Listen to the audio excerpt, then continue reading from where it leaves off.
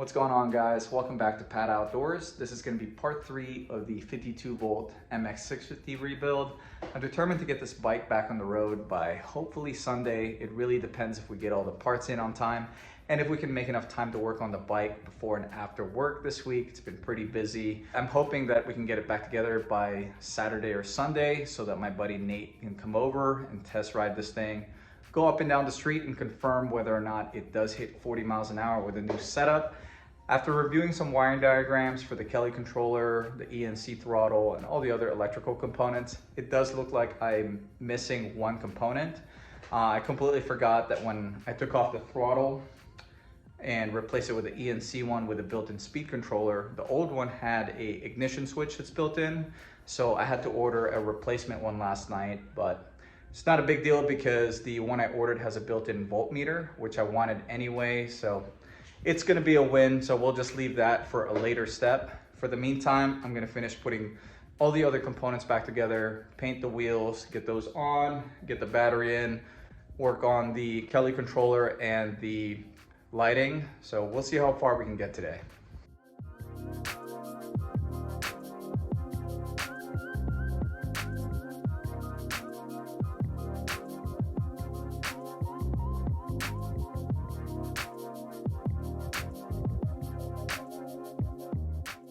The first step for refinishing these stock wheels is to remove the valve stem cores and let all the air out. And then I broke the bead on both wheels with some tire spoons just to make enough space to be able to mask around the wheels. I'm gonna try out this new trick that I saw on TikTok for a quick masking for these type of wheels. I'll show you in a minute, but definitely gotta wear gloves because I still have these custom studded snow tire for the rear. I'm gonna be using the stock tires for now. I'm also gonna take off the rotor and the sprocket so we have more access.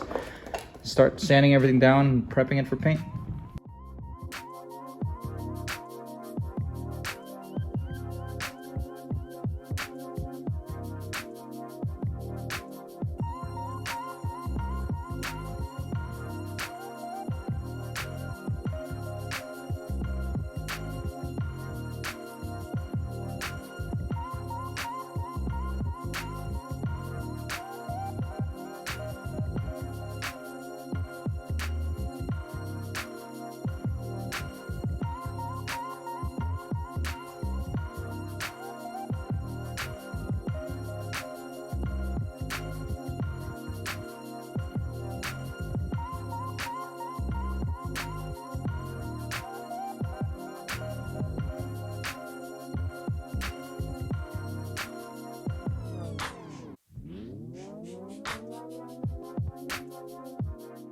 So it's been a little while since I've had to swap out a tire on a Razor wheel, but that's definitely the fastest I've been able to do it.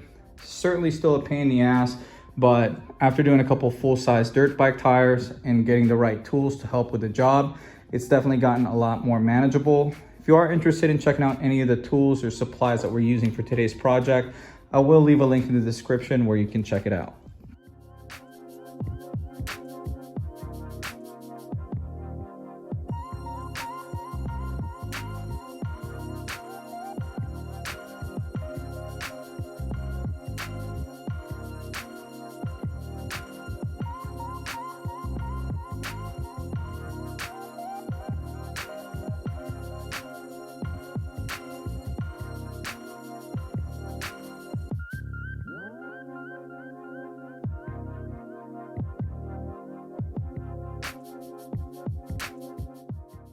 All right, let's see if this actually works. You're supposed to take a section of plastic, kind of like a square, and lay it on top. Get an idea where the center is. Grab it from the center, cut about an inch short of the center, the radius. So it fits tight around the wheel, which in theory would cut a perfect circle in the center, which it does. Let's see if it tucks in nicely around the edges.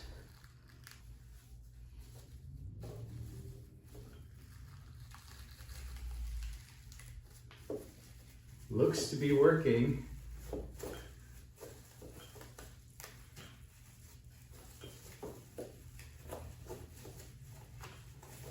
Wow, that actually worked.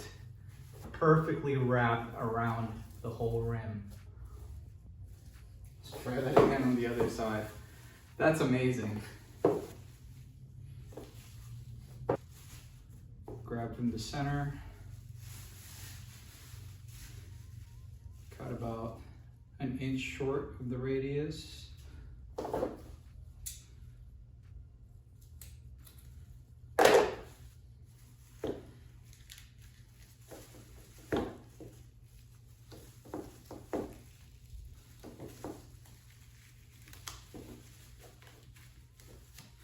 Plastic works really well because if you cut a little too tight, it just stretches. It doesn't like immediately tear on you. So, and then it hugs it real nicely. It works. That's the fastest I've been able to master a pair of wheels before. Here, just to give you guys a close-up view, it is tucked nicely between the tire and the rim. We are ready for paint. And for the paint, I'm gonna be using Krylon Fusion Gloss Black for the wheels. And if you are gonna try to spray paint anything at home, please get yourself a respirator that's designed for it to prevent the chances of you inhaling anything toxic.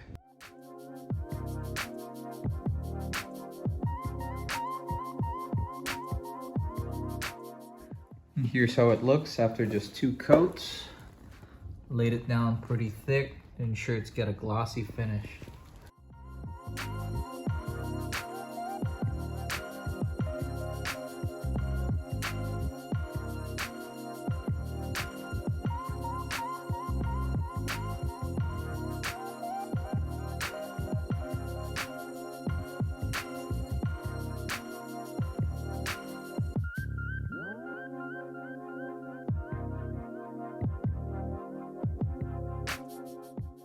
And here's how the wheels look after curing overnight.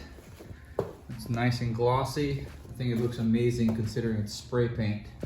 Now it's time to take off the masking tape, reinstall the rotors, the sprocket, and put them back on the bike.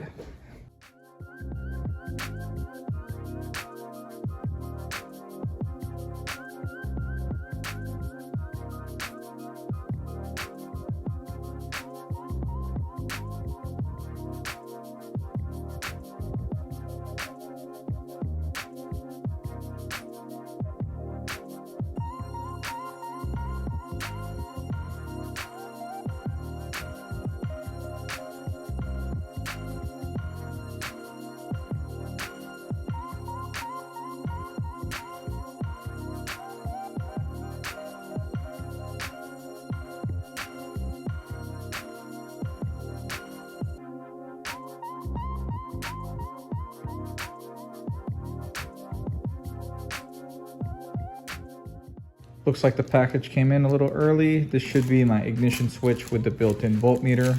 So here's what it looks like. It looks very similar to the one on Electro & Co's website, except I got this one off Amazon for like $14, I think. Came with 2 keys, 3-wire connector, so it should be pretty simple to wire up.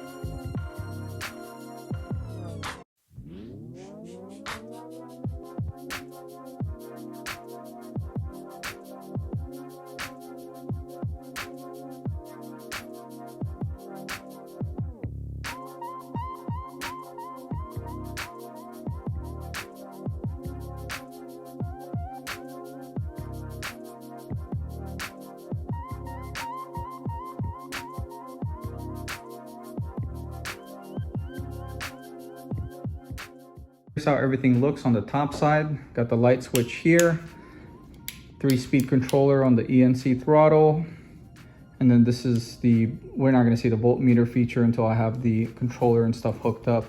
And here's the ignition. Got all the cables and wiring passing through the front number plate. Here's what it looks like on the back side. It all just goes through this one hole that's under the Nightlight LED headlight that we just installed.